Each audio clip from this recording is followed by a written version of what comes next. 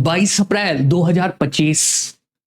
इस दिन को कोई भी भारतीय भुला नहीं सकता। इसी दिन पाकिस्तान के आतंकवादियों ने जम्मू कश्मीर के पहलगाम में 26 निर्दोष पर्यटकों की हत्या कर दी। पूरा देश स्तब्ध रह गया। प्रधानमंत्री जी ने भी कहा कि यह देश की आत्मा पे प्रहार है और हम इसका मुंहतोड़ जवाब देंगे, और हमने इसका जवाब भी दिया। 7 मई को ऑपरेशन सिंदूर स्टार्ट हुआ और उसके बाद ताबड़तोड़ हमले किए गए। पाकिस्तान के 9 आतंकी अड्डों को तबाह कर दिया गया। 100 से अधिक आतंकवादियों को मार गिराया गया।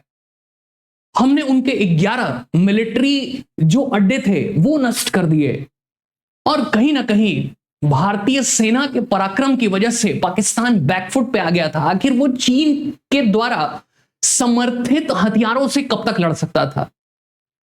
हालांकि आज तक दोनों पक्ष दावे कर रहे हैं कि हमने ज्यादा क्षति की, लेकिन स्पष्ट रूप से, जैसा कि हमारे सेनाध्यक्ष ने भी कहा, कि स्पष्ट रूप से भारत ने पाकिस्तान के ऊपर बढ़त बना ली थी, और पाकिस्तान की हर बार की आदत है इस बात को नकार देना कि वो बैकफुट पे था।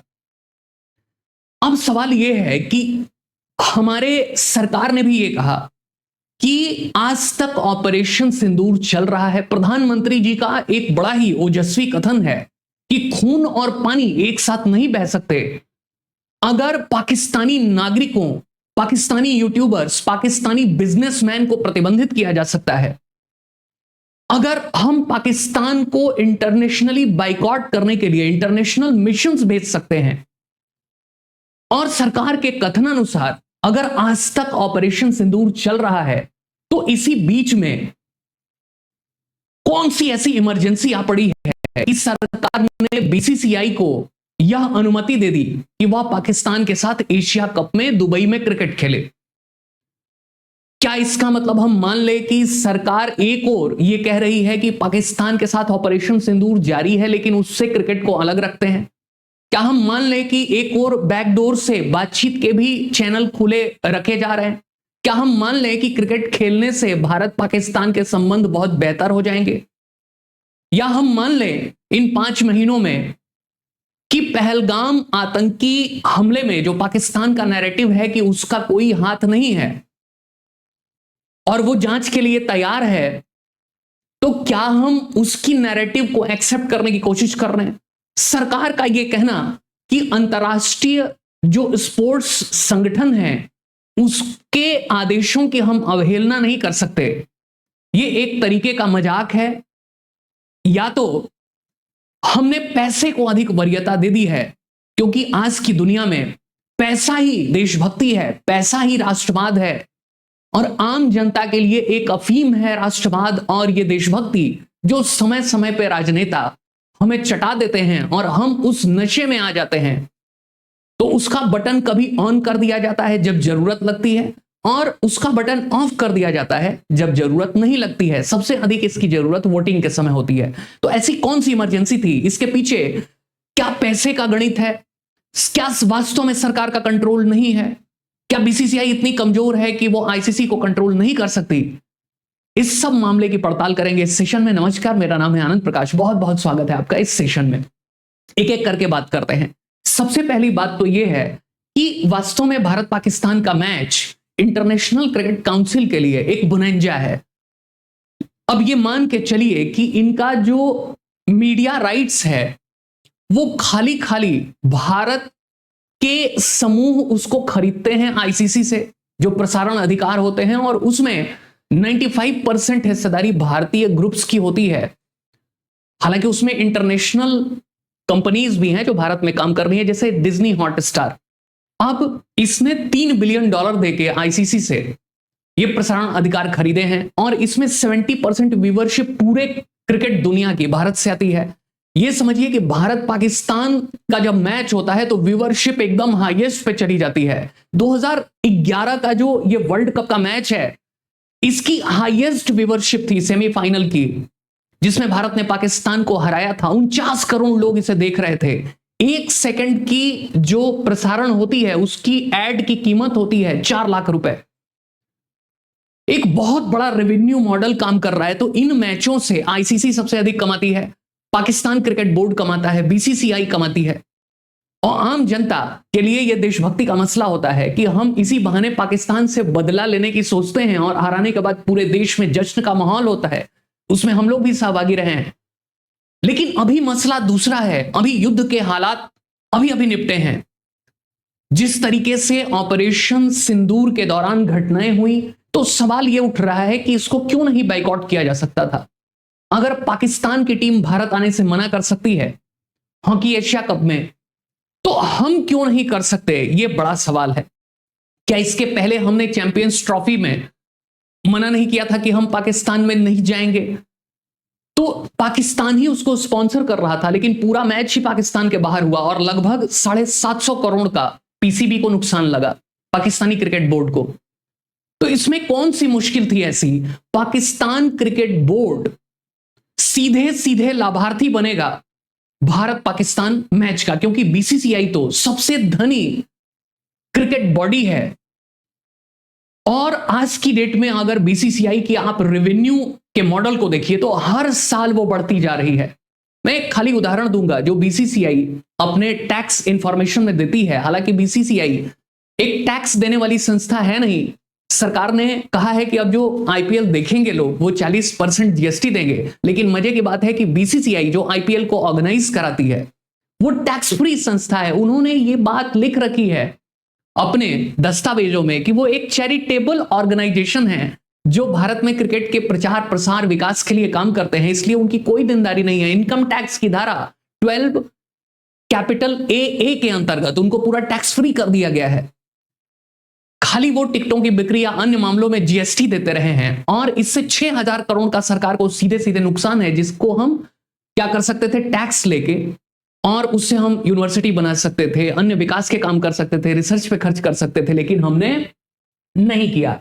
तो अब सवाल यह है कि जो बीसीसीआई है, अगर वो रेवेन्यू मॉडल इतना बड़ा रखती है तो सरकार टैक्स क्यों नहीं ले रही है? जो संस्था लगभग इतना रुपए बताती है कि इसका टर्नओवर है किसमें, 2024 में इतना बड़ा टर्नओवर है 20,000 करोड़ रुपए के ऊपर, और 2023 का टर्नओवर भी कम नहीं है। इस साल 4200 करोड़ रुपए बढ़ गए हैं। यह भी आपको आश्चर्य में डाल देगा कि अगर इतनी बड़ी संस्था है और इतनी जम के कमाई कर रही है तो सरकार की ऐसी कौन सी मजबूरी है जो इसके ऊपर टैक्स नहीं लगा रहा है। लगभग 16,493 करोड़ रुपए इसकी टर्नओवर थी। प्रॉफिट की अगर बात करें तो 2024 में लगभग 9,700 करोड़ रुपए की प्रॉफिट हुई है बीसीसीआई की। तो टैक्स क्यों नहीं लिया जाना चाहिए? और लगभग ये आंकड़े मैं बता रहा हूं, ये प्रॉफिट है खाली, और अगर ये प्रॉफिट है तो इसमें आईपीएल से, खाली आईपीएल से समझिए कि लगभग 5,700 करोड़ रुपए आए हैं। आईपीएल की आज की डेट में आप ब्रांड वैल्यू देखेंगे तो $3 बिलियन है, लगभग 25,000 करोड़ रुपए, उससे भी अधिक है, $4 बिलियन है, $3.9 बिलियन, तो लगभग 32,000 करोड़ रुपए इसकी ब्रांड वैल्यू है। लगभग 32,000 करोड़ रुपए इसकी ब्रांड वैल्यू है आईपीएल की। और इस ब्रांड वैल्यू को हटा के देखें तो इस पूरे आईपीएल की जो वर्थ है, जो पूरे टूर्नामेंट ऑर्गेनाइज होता है, ये 1.56 लाख करोड़। आप विश्वास करेंगे कि इतना सारा जो इसका इनकम है, इसकी टर्नओवर है, इसके बावजूद भी इनके ऊपर खाली जीएसटी लगती है, वो भी नॉमिनल, और टैक्स फ्री संस्था है बीसीसीआई। आश्चर्य की बात है।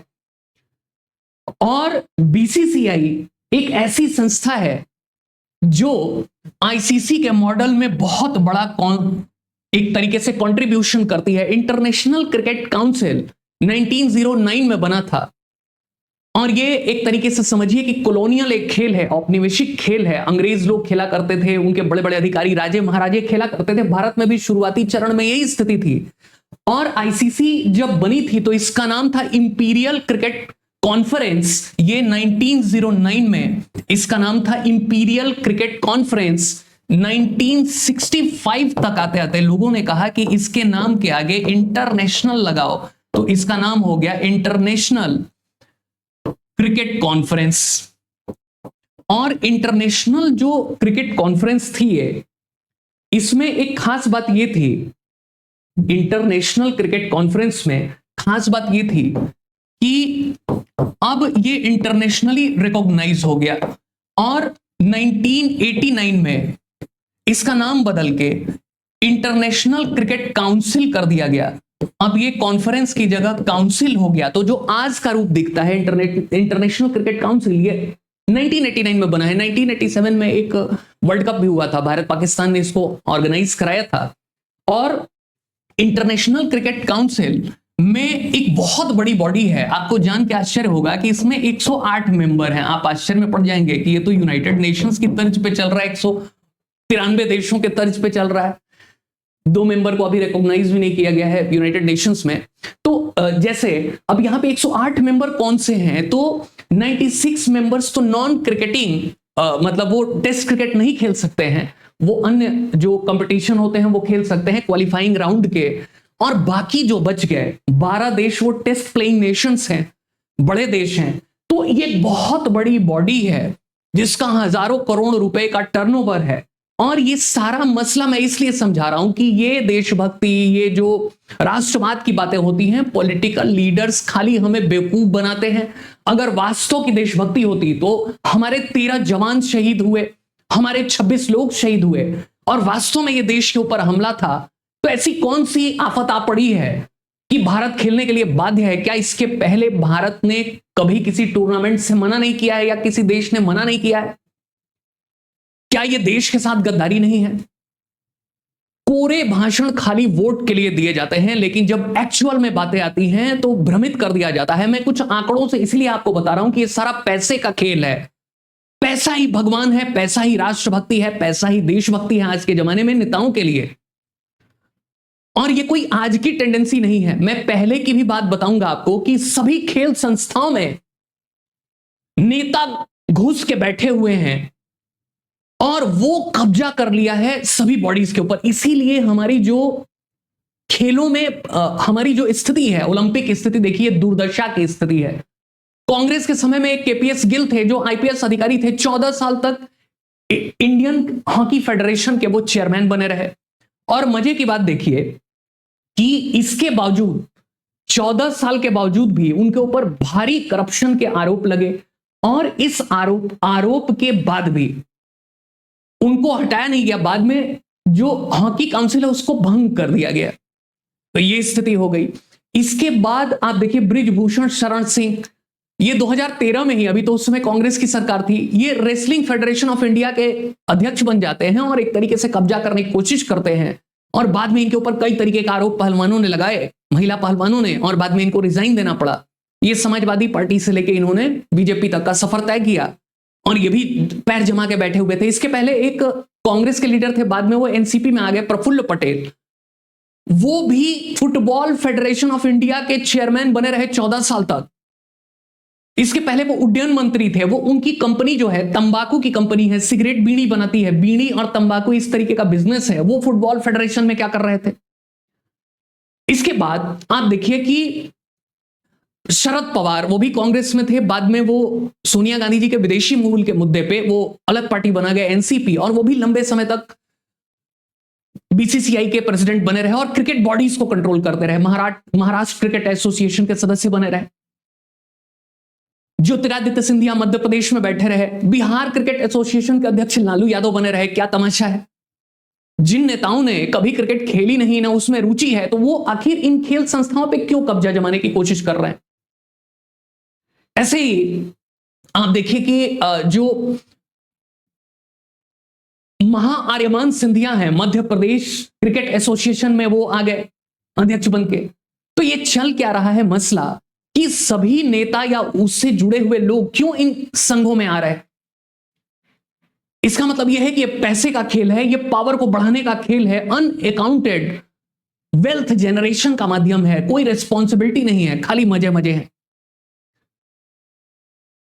तो इसीलिए सब लोग इसको पाना चाहते हैं। कांग्रेस के समय से ही यह चला रहा है, कोई नई बात नहीं है। जो पार्टी सत्ता में आती है वो अपने लोगों को, अपने पार्टी से जुड़े लोगों को, करीबी लोगों को वो स्पोर्ट्स बॉडीज के अंदर अपॉइंट कर देती है। ऐसा नहीं है कि खिलाड़ी नहीं अपॉइंट होते हैं। जैसे बीसीसीआई में इसके पहले 1992 से 2000 तक सुनील गावस्कर बहुत बड़े खिलाड़ी थे क्रिकेट के, अभी भी कमेंटेटर हैं, बहुत शानदार कमेंट्री करते हैं, वो बने। 2019 से लेके और 2022 तक सौरव गांगुली ग्रेटेस्ट कैप्टन्स में से एक हैं, वो बने प्रेसिडेंट, हालांकि उसमें भी सरकार का योगदान था। 2022 से लेके 25 तक रोजर बिन्नी, जो 1983 वर्ल्ड कप विनिंग जो टीम थी उसके सदस्य थे, वो बने। अब वापस से राजीव शुक्ला बन गए हैं। ये भाई साहब 2002 से कांग्रेस के हैं ये, लेकिन बीजेपी भी इनका प्रॉपर सम्मान करती है। 2002 से किसी न किसी पद पे बैठे हुए हैं बीसीसीआई के अंदर में। 2011 से 17 तक ये राजीव शुक्ला पूरा आईपीएल कमिश्नर थे और अब वापस से अभी उपाध्यक्ष बने हुए थे और वापस से इनको कार्यकारी अध्यक्ष बना दिया गया। तो आखिर इसमें बीजेपी कांग्रेस क्यों नहीं विरोध कर रही है? कैसे सब एक हो जा रहे हैं? तो विभिन्न संघों में नेता के बच्चे क्या कर रहे हैं या नेताओं के समर्थित लोग क्या कर रहे हैं या नेता खुद क्या कर रहे हैं, इसी से पता लग रहा है कि ये पावर पॉलिटिक्स है, ये मनी पॉलिटिक्स है। कहीं ना कहीं एक तरीके से ये पैसे की खान में घुसने की कोशिश है।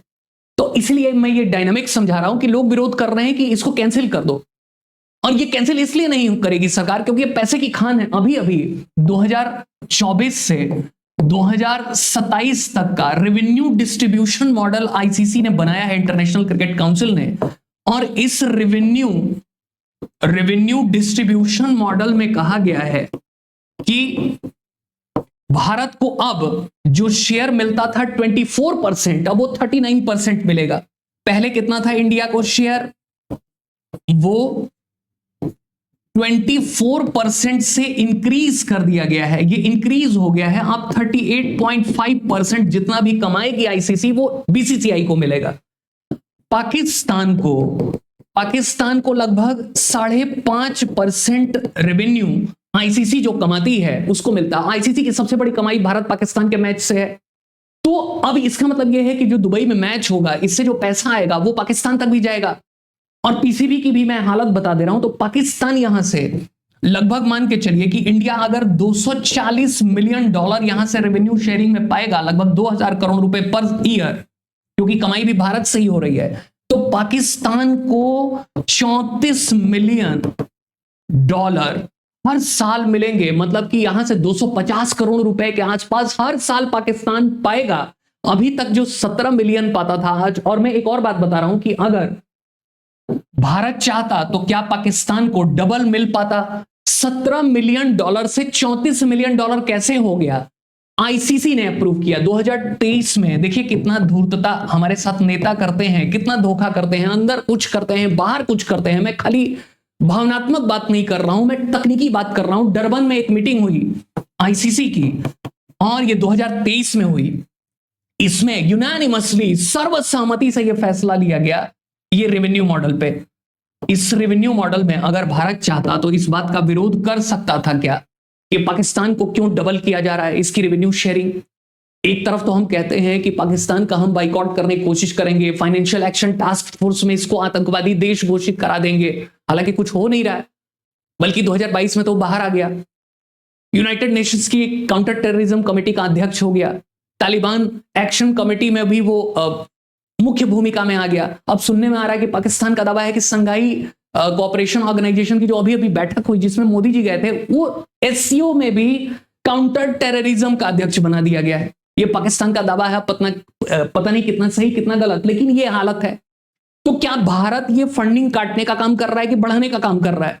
यहां पे अगर भारत, जो आईसीसी भारत के ऊपर ही निर्भर है, ये सोचिए पूरी प्रसारण राइट्स की कमाई, स्पॉन्सरशिप की कमाई आईसीसी भारत के टुकड़ों पे पल रहा है।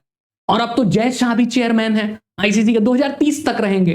अभी अभी एक संशोधन हो गया है और ये भारत ने ही करवाया होगा क्योंकि जय शाह को 2030 तक बनाना है। अभी तक 2-2 साल के लिए अध्यक्ष बनते थे, चेयरमैन बनते थे आईसीसी का, और उसके लिए एक प्रोसेस रखा गया था कि वो 2-2 साल अलग अलग तरीके से चुने जाएंगे, 3 बार। अब उसको 2 बार कर दिया गया है, बार बार कौन इलेक्शन लड़े। तो 5 साल वो 2019 में जय शाह अपॉइंट होते हैं बीसीसीआई के सेक्रेटरी और 5 साल रहते हैं। 6 साल में उनको रिटायर होना था, 5-5.5 साल में छोड़ के आईसीसी चले गए, 6 साल वहां रहेंगे। इनकी तो चल निकली क्रिकेट में क्या अनुभव है पता नहीं, लेकिन धड़ाधड़ उनके पास ये पूरा ऑर्गेनाइजेशन तो चल ही रहा है, हजारों करोड़ की डीलिंग तो कर ही रहे हैं। एक उनकी कंपनी थी कुसुम फिनसर्व, 2013 में बनी थी। इसकी भी कहानी सुन लीजिए, कैसे ये क्रिकेट बॉडीज पैसा कमाने के साधन है, मैं बता रहा हूं, आप गूगल करके देख लीजिएगा। कुसुम फिनसर्व 2013 में बनी, इसकी छोटी मोटी आमदनी थी। जैसे ही सरकार बनी 2015 तक इन्होंने अचानक से ग्रोथ करना शुरू कर दिया, 10,000% की वृद्धि हो गई। जैसे कि अभी अभी हमने देखा कई मामलों में, जैसे नितिन गडकरी जी के बेटे थे मानस, और मानस कंपनी है, और इस तरीके से उनकी पूर्ति ग्रुप है, उसमें भी कमाल की, सियान इंडस्ट्रीज है, कमाल की ग्रोथ दिखाई दे रही है, हजारों करोड़ की। तो वैसे ही कुसुम फिनसर्व जो कुछ लाख में बिजनेस करता था 118 करोड़ तक पहुंच गया 2019 तक। जैसे ही जय शाह आ गए बीसीसीआई में, ये बिजनेस ही बंद कर दिया गया। इसकी पूरी जो फाइल रिटर्न आती थी, वो जो इनकम टैक्स दिया जाता था या जो भी कंपनियों में सूचीबद्ध था, उसको बिजनेस ही ठप कर दिया गया, क्योंकि अब वो आ गए नई जगह पे, अब तो उनको दूसरा बिजनेस देखना है। 2019 के बाद से इसमें कोई रिटर्न, कोई फाइलिंग नहीं है इनकम टैक्स की दस्तावेजों के अनुसार। तो कोई कंपनी ग्रो कर रही थी तो क्यों बंद कर दिया गया? क्योंकि अब तो मामला ही दूसरा है। और जय शाह को आप देखते ही है ना, हिंदी आती है ठीक से, ना इंग्लिश आती है। अब वो कैसे इतने बड़े बड़े चीजों को संभालते होंगे, तो आप समझ ही रहे हैं कि कौन संभाल रहा होगा इसे। खैर, और ऐसा नहीं है कि अभी हो रहा है, पहले भी मैंने उदाहरण दिए कि सब राजनेता अलग अलग जगहों पे बैठे रहते हैं और वो इन बॉडीज को कंट्रोल करते हैं। यही वजह है कि 2010 में जब कॉमनवेल्थ गेम हुआ था, तो एक सुरेश अलमाड़ी थे, उनको सुरेश कलमाड़ी थे, उनको सुरेश अलमारी कहा जाने लगा था, क्योंकि भ्रष्टाचार के सीरियस कंसर्न जो है उनके ऊपर लगाए गए थे। अब बदनाम हो गया भारत अलग से। तो कहने का मतलब यह है कि हमारी स्थिति बहुत खराब है खेलों में। उसका वजह यही है कि यही सब ब्यूरोक्रेट्स और पॉलिटिकल लीडर्स इसमें घुसे हुए हैं। अगर कोई आम नागरिक होता बीसीसीआई में और सरकार के अंदर में, उसकी भावना है, तो क्या कोई इस माहौल में क्रिकेट खेलता? लेकिन ये पैसे का खेल है, पूरा पैसे का खेल है, तो इसमें हमने कोई इस मॉडल का विरोध नहीं किया। यूनानिमसली इसको 100% वोट हुए इसमें, भारत ने भी इसका विरोध नहीं किया। क्या इसके पहले उरी नहीं हुआ था 2016 में, जिसमें हमारे 19 सेना के जवान शहीद हुए थे, जबकि जम्मू कश्मीर के उरी में जैश ए मोहम्मद ने हमला कराया था, आर्मी जो बेस था। क्या 2019 में पुलवामा की घटना नहीं हुई थी, जिसमें सीआरपीएफ के जवानों को 200 किलो की आरडीएक्स के साथ, खुद एनआईए के दस्तावेजों में यह लिखा गया है कि हमला किया गया और 40 जवान शहीद हुए। तो क्या उसके बावजूद भी हमने कोई रोक लगाने की कोशिश की? 100% वोट कैसे मिल गया इनको? इसका मतलब यह है कि वहां पे प्रतिकार नहीं किया गया। हमसे बोला जाता है दिन रात कि पाकिस्तान हमारा दुश्मन है, पाकिस्तान सेंट्रिक नीतियां बनती हैं। यूट्यूबर्स को घेर के बंद कर दिया गया, उनके ऊपर आरोप लगाया गया कि पाकिस्तान विरोधी आप कार्रवाइयों में लगे हैं। उनकी यूट्यूब चैनल्स बंद कर दी गई, और यहां पे अंदर अंदर दूसरा मामला चल रहा है, आप अप्रूवल दे रहे हैं। अब ये बताइए कि अगर ये सारा पैसा जो खेल हो रहा है पीसीबी के पास नहीं जाएगा क्या? किसी से छुपा है कि पाकिस्तान क्रिकेट बोर्ड में मिलिट्री द्वारा समर्थित लोग ही कंट्रोल करते हैं? पीसीबी के पैट्रोन इन चीफ हैं, मतलब ऑल टाइम जो चीफ हैं वो पीएम होंगे, और पीएम शहबाज शरीफ जैसे होते हैं मिलिट्री की खैरात पे। असीम मुनीर को देख ही रहे हैं, अपने जूते की नोक पे रखता है शहबाज शरीफ को, उसके सामने बोल नहीं पाता है शहबाज शरीफ। और उसके पहले मुशर्रफ भी थे। पाकिस्तान में जितने भी पीएम हुए हैं वो मिलिट्री के बूट के नीचे रहते हैं। इमरान खान को तो दे थप्पड़ पिटाई करते थे वहां के मिलिट्री जनरल्स। ये स्थिति थी। और आपको पता नहीं है कि अगर इनको 34 मिलियन जाएगा, अगर 250 करोड़ रुपए इनको बैठे बैठे मिल जाएगा रेवेन्यू शेयरिंग मॉडल की ओर से, बिना मेहनत के आईसीसी दे देगी, तो क्या ये मिलिट्री के पास नहीं जाएगा? क्योंकि मिलिट्री ही कंट्रोल कर रही है। क्या फिर ये टेररिज्म इंडिया में बढ़ाने के लिए यूज नहीं होगा? तो क्या भारत जानते बुझते हुए क्यों परमिशन दे रहा है कि पीसीबी की कमाई हो और मिलिट्री तक जाए? तो हाथी के दांत दिखाने के और खाने के और। हमसे कहा जा रहा है कि पाकिस्तान हमारा दुश्मन है, चीन हमारा दुश्मन है। हम चीन के साथ व्यापार करें तो हमको कहा जा रहा है चीन को बाइकआउट कर दो, और हम खुद चीन का समर्थन करते हैं अंतरराष्ट्रीय मंचों पे। कमाल की बात है भाई। ऐसे ही पाकिस्तान के साथ है, अंदर अंदर पाकिस्तान के साथ आप रोक नहीं लगाते हैं, और हमसे कह रहे हैं कि कट्टर दुश्मन है। इस मैच का 100% बाइकआउट होना चाहिए। इसलिए नहीं कि ये खाली एक भावनात्मक निर्णय है, इसलिए कि आर्थिक निर्णय भी है। अगर पाकिस्तान के साथ हम हर तरीके के संपर्क खत्म कर लेंगे, हम कह तो रहे हैं कि क्रिकेट में हम नहीं खेलेंगे और बाकी खेल खेल रहे हैं, जूनियर वाले खेल सारे चल रहे हैं पाकिस्तान के साथ, क्यों भाई जूनियर सीनियर में क्यों भेद कर रहे हैं आप? अगर आपको कह रहे हैं कि खून और पानी एक साथ नहीं बहेगा, तो खेल और ये खून एक साथ कैसे हो रहा है? आप कह रहे हैं कि ये सांस्कृतिक मसला है, ये खेल अलग मसला है और सिक्योरिटी और देश की सुरक्षा अलग मसला है, क्योंकि हम ओलंपिक की दावेदारी करेंगे, क्योंकि हम कॉमनवेल्थ की दावेदारी करेंगे, क्योंकि अंतर्राष्ट्रीय खेल बॉडीज का अगर हम विरोध करेंगे तो ओलंपिक चार्टर में लिखा है आर्टिकल 44 में कि खेलों का और एथलीटों का राजनीतिकरण नहीं होना चाहिए, नस्ल धर्म के आधार पर भेदभाव नहीं होना चाहिए, तो हम इसका सम्मान कर रहे हैं। अरे भाई, हमारे देश का युद्ध हुआ था अभी अभी, हमारे देश के नागरिक शहीद हुए हैं, हमारे देश की सेनाओं के लोग शहीद हुए, जिनके घरों के लोग टूरिस्ट बन के गए थे सरकार के आश्वासन पे, उनको बेरहमी से उनका धर्म पूछ के मार दिया गया।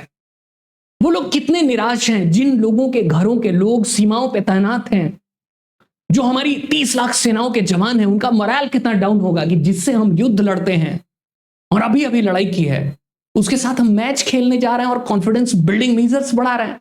वाह रे नेता, कमाल के लोग हैं आप। मतलब कोई भी आपके अंदर अगर भावना होती, अगर आपके अंदर गैरत होती, अगर वास्तव में आपके अंदर देशभक्ति होती, तो 2 मिनट के अंदर, जैसा कि एक शिवसेना की सांसद हैं प्रियंका चतुर्वेदी, उन्होंने कहा था ना कि माननीय गृह मंत्री जी, आप चाहें तो एक फोन कॉल में ये मैच रुकवा सकते हैं और हम मान लेंगे कि ऑपरेशन सिंदूर सफल हो गया।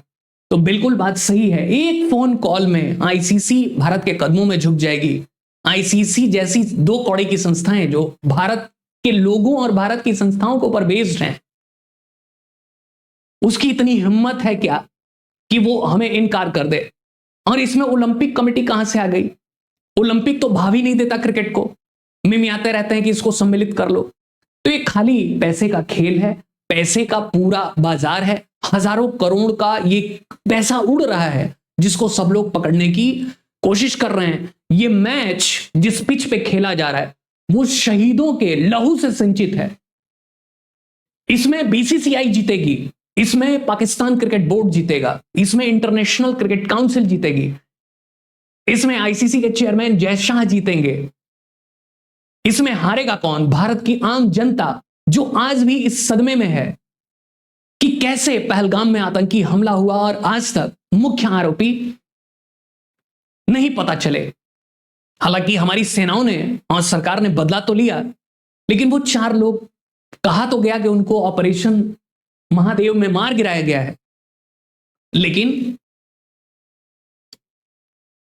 लोग उस पर कई तरीके के सवाल भी उठाने लगे। लेकिन हम मान लेते हैं कि बदला ले भी लिया गया, लेकिन युद्ध अगर जारी है तो ये नहीं होना था मैच। इसमें भारत की जनता हारेगी, मैं हारूंगा, आप हारेंगे, इसमें राष्ट्र की आत्मा हारेगी, इसमें सैनिक, जो उनके सैनिकों के घर वाले हैं, जो शहीद हुए हैं वो हारेंगे, जो आम पर्यटक शहीद हो गए उनके घरों के लोग हारेंगे। तो किसी भी हालत में यह मैच नहीं होना चाहिए था, लेकिन पैसे की मजबूरी है, इसलिए यह मैच हो रहा है। पैसे से सब मजबूर हैं, यही सबसे बड़ा आजकल के समय में विश्व गुरु है पैसा, और इसी के चक्कर में सारा खेल हो रहा है। तो आप बताइएगा, आपका क्या विचार है? क्या ये मैच होते रहना चाहिए, कॉन्फिडेंस बिल्डिंग मेजर करती रहनी चाहिए, युद्ध भी लड़ते रहना चाहिए, क्रिकेट मैच भी खेलते रहना चाहिए, हॉकी मैच भी खेलते रहना चाहिए, पानी भी बंद कर देना चाहिए? ये क्या हौच पौच हो रहा है, कुछ समझ में नहीं आ रहा है। अंत में ये ना कह दें, एक हमारे यहाँ गोदी मीडिया है, वो अभी कहना शुरू कर देगी कि भारत पाकिस्तान के मैच के फायदे।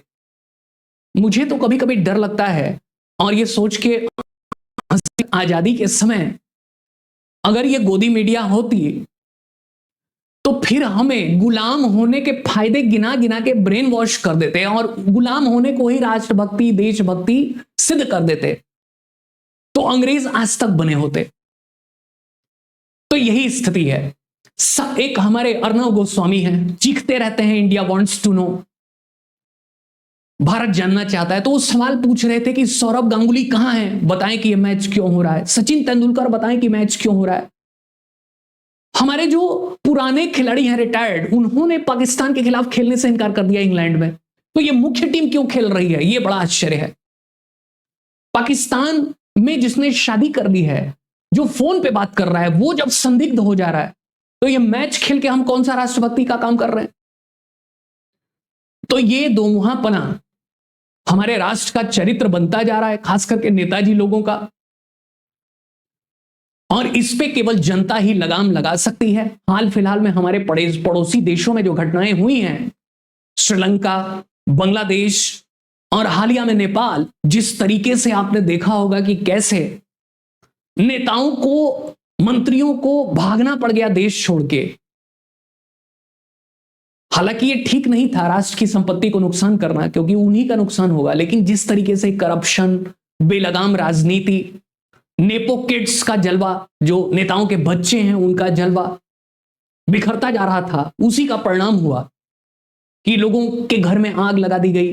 मंत्री, विधायक जितने थे, पार्टियों के अध्यक्ष, सबको भागना पड़ गया। वही केपी शर्मा ओली जो कहा करते थे कि किसी की हिम्मत नहीं है कि मेरा पैर हिला दे, वही केपी शर्मा ओली जो अपने को मोदी जी जैसा कहते थे कि मैं और मोदी जी बराबर हैं, किसी को बुरा लग रहा है तो लगे, मैं छोटा देश है तो क्या हुआ। और वही केपी शर्मा ओली अब भाग के छुपे हुए हैं कहीं। तो एक बात समझिए कि जब राजनीतिक सत्ता यह समझने लगती है कि अहम ब्रह्मास्मि, समर्थ को नहीं दोष गुसाई, मैं जो करूंगा वही सही होगा, बाकी सब गलत, तो यही अहंकार बड़े से बड़ी सत्ताओं को ले डूबा। चाहे वो अतीत के तानाशाह राजा रहे हों, चाहे अरब की क्रांति रही हो, 2011 में अरब की क्रांति होती है और एक से एक बड़े तानाशाह, इजिप्ट का हुस्नी मुबारक 30 साल से गद्दी पे था, 24-25 साल से लिबिया का मुअम्मर गद्दाफी था, जनता ने दौड़ा के मार डाला।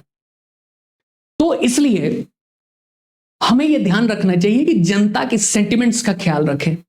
राष्ट्र हित से बड़ी कोई चीज नहीं है, कोई खेल नहीं है, कोई पैसा नहीं है। अगर आतंकी हमला वास्तव में देश की आत्मा पे किया गया प्रहार था, अकॉर्डिंग टू प्रधानमंत्री जी, अगर वास्तव में खून और पानी एक साथ नहीं चल सकते, अगर वास्तव में हमारे अंदर वो राष्ट्र स्वाभिमान की भावना है, तो हमें जरूर इस मैच को तुरंत प्रभाव से रोकना चाहिए था। अन्यथा खाली बातें बातें रहेंगी, इसका कोई परिणाम नहीं निकलेगा। आम जनता खाली वोट बैंक बनी रहेगी। चुनाव के समय आपको सभी बलिदान याद दिलाए जाएंगे, चाहे उरी हो, पुलवामा हो या पहलगाम हो। वोट लेने के बाद काम खत्म, आप अपने घर, वो अपने घर। अब देशभक्ति, राष्ट्रभक्ति का चूरन चाटते रहिए, इस अफीम के नशे में बने रहिए, फिर अगले 5 साल बाद फिर थोड़ा चूरन चटा दिया जाएगा और उसके बाद आप विश्व गुरु बन जाएंगे। तो बताइएगा आपको क्या लगता है, ये मैच होना चाहिए था? क्या पैसा इतना बड़ा है जो राष्ट्रहित को भी पीछे कर दे? क्या आईसीसी वास्तव में हमारी बॉस है?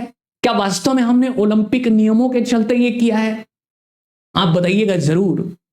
क्या इस आयोजन से पाकिस्तान के पास जो पैसा जा रहा है, कोई इस बात की गारंटी लेगा कि वो आतंकी कार्रवाइयों में नहीं यूज होगा? तो ये सब मसले बने हुए हैं। इस बीच इस मैच की पूरी बहिष्कार होनी चाहिए। ऐसा करना चाहिए कि लोएस्ट व्यूअरशिप हो। और जो लोग ये कह रहे हैं कि ये मैच है, देखो मजे लो, वो भी एक तरीके के गद्दार हैं। जैसे बोलते हैं ना कि गद्दार इज स्पॉटेड, ट्रेटर स्पॉटेड, तो वो वही लोग हैं जिनके अंदर इतनी भी भावना नहीं है। हमें एक छोटी सी चोट लग जाती है, कोई घर से 1 घंटे कोई कॉल ना करे तो हम बेचैन हो जाते हैं। उनके नई शादियां हुई थी, उनके घरों के लोग दुर्दांत तरीके से मार दिए गए। अगर हमारे मन में थोड़ी भी संवेदना होगी तो हम इस मैच का पूरा बहिष्कार करेंगे और सरकार की भी आलोचना करेंगे, भले ही आप सरकार के समर्थक हो और मोदी जी के समर्थक हो। तो अगर ये सेशन पसंद आया हो तो इसको लाइक करिए, सब्सक्राइब करिए, शेयर करिए और आपकी जो विचार हो जरूर बताइए। आपको क्या लगता है कि ये सरकार का सही स्टैंड है या गलत स्टैंड है? मिलते हैं इसी तरीके की किसी वीडियो में, तब तक के लिए नमस्कार, थैंक यू, धन्यवाद।